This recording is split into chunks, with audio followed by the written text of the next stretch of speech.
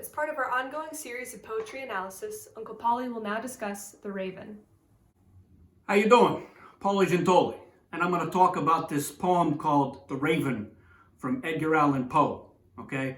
And this is his most famous poem, but he wrote a lot of stories too, horror stories and horror poems, and this is kind of one of them anyway. So what's it about? You get this guy, right? And he's sitting in his den and he's reading these old books of forgotten lore, right? And there's a reason why they're forgotten lore, because it's probably some pretty boring stuff, right? And he's reading it and he's kind of falling asleep. And then he hears this knock knock sound, right? And he's not sure if he's awake or he's dreaming. He's like, somebody's at my door, but I'm kind of down and depressed, so I don't think I'm going to get up. And the reason he's down and depressed is because his lost love, Lenore, is dead, right? That's why she's lost, because she's dead, right? And because this is Edgar Allan Poe, she probably was either suicide, right? Or somebody buried her in a wall with a cat or something. It wasn't good, whatever it is, okay? It's not like she was riding a unicorn off into the sunset and then cardiac arrest, right? So something grim happened and Lenore is kaput. And this guy is pining for her, right? He's like, oh, Lenore, she's dead. I'm going to try to forget about her by reading the most boring book I've got in my library until it makes me fall asleep, right? So that's his deal. And here's this knocking, and he's not, he's depressed, so he's not getting up to do it. And he's not even sure if he's awake or he's dreaming, right? He's like, oh, what's that sound? What's that knocking? I don't know. And then there's more knocking, right? He's like, oh, it's real. Maybe I am awake. And then he's thinking, what if that's Lenore knocking at the door, right? And I'm thinking, why would you go to that? I mean, you'd have to have 0 friends and like be a recluse, like nobody even knows where you live. If your first thought is that whoever's knocking at your door is the dead woman that you were in love with. So maybe he really is dreaming, or maybe he's been taking opium. I mean, this was written back when opium was pretty common. Like you could get it, right? And Poe was probably doing some opium, and people were casual about it. They were like, oh, opium. They were like, opium, I'm going to chase the dragon, right? And then you could go too far, right? You'd be dead. The opium dens were not, it wasn't Disneyland, right? But, who knows if he's on something, and he's on Edgar Allan Poe era smack or something else. But I don't know why he's thinking, oh, maybe it's Lenore. And, and let's be honest, it's Poe, right? So it's not like she would be an angel. She'd be like some kind of revenant or a ghoul or a zombie or something. It wouldn't be pretty. Or she'd be like one of those ghosts that screams at you and her face turns into a skull. You know what I mean? So, I don't know why he was excited about that prospect. But then he eventually gets himself up and he answers the door and nobody's there. Big surprise. I mean, if you're knocking on the door a couple of times and nobody answers, they don't even say anything.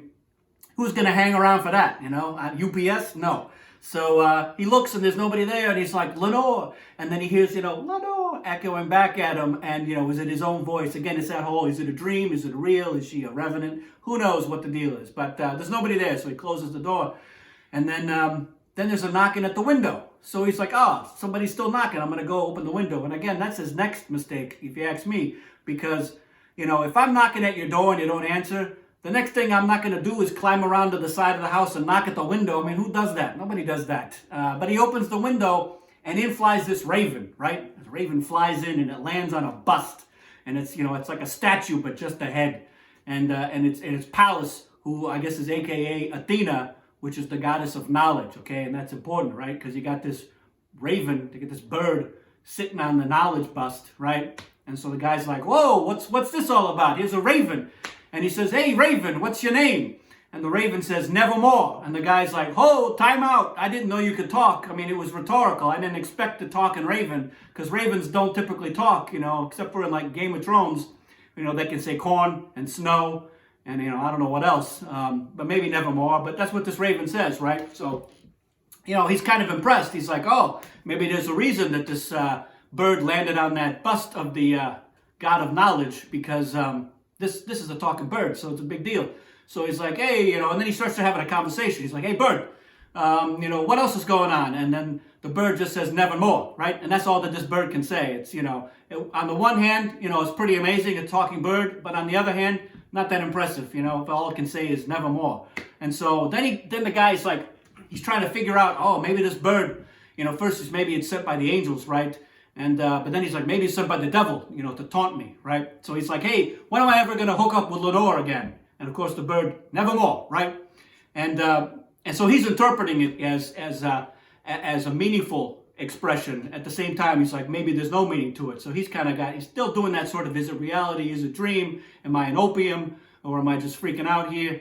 And but I think it would work with just about any word. I mean, you could read stuff into it. I mean, if the bird came in and all it could say was like booty call, you could still interpret things. You could be like, when am I going to hook up with Lenore? And the bird's like, booty call. And that could mean, you know, like, yes, it's going to happen. Or it could mean, you know what, forget about Lenore. She's dead. You know, open up your little black book, you know, because it's like a little black bird, right? You see how the connection works? You know, and call somebody else, get a booty call, stop reading forgotten lore, because that's going nowhere for you. And stay away from them opium dens, okay? If you're depressed about your lost love, the last thing you need to do is be shooting up some smack or whatever. That's, you know, that's trouble waiting to happen, right?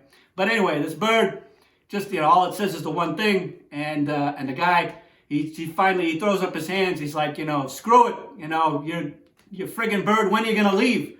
And the bird says, nevermore, right? So then he knows he's stuck. It's almost like, you know, purgatory or something, which, I always picture purgatory as something pretty bad, you know. It's not hell, right? But it's not heaven, right? It's you know, it's the post office or, you know, DMV. It's purgatory. And I suppose, you know, sitting in a den with some really boring books and a bird that could only say nevermore, that could be purgatory, but, you know, it could be worse, right? It could be worse. So the moral of the story is, you know, download a dating app or something. You know, get out there. Don't try to lose yourself in really boring, you know, Encyclopedia Britannica or something like that. You know, forgotten lore. Let me read about, you know, Abraham Lincoln and Benjamin Franklin discovering electricity, or even, you know, like Babylon, stuff like that. It's forgotten. There's a reason for it. Nobody cares anymore. So leave it alone and get out there. I mean, if you're thinking that somebody's going to come to your door and it's going to be a zombie and you're happy about it, you're messed up, right? Maybe, you know, say no to drugs until you get your act together. So that's The Raven from Edgar Allan Poe. It's his most famous poem. Check it out. It's got some good rhymes in there. But, you know, he's rhyming nevermore all the time. So after a while, you know where he's going with it. But still, it's pretty good. Pretty good. Talking birds are pretty great, but only in theory, if you ask me. I knew this kid, Tony, when I was growing up. And his family had one of them talking parrots. But all I could say was, oh, my aching back, right? That's all I could say. And, you know, I don't know what the deal is with Tony's mom and dad, but one of them had a bad back, if you ask me, because the bird just says what it hears all the time. And maybe they should have said something else. I think that the guy should have tried to trick the bird. You know, if he's like, when am I going to hook up with Lenore? And he's like, nevermore. You know, he knows what he's saying. You should have said, hey, bird, when are you going to stop bringing me gold ingots? And the bird says, nevermore. And the bird's like, oh, you got me. You got me now. Now I got to go get you a gold ingot. You know, probably not. But, you know, he could have thought about it. So there you go. You're welcome.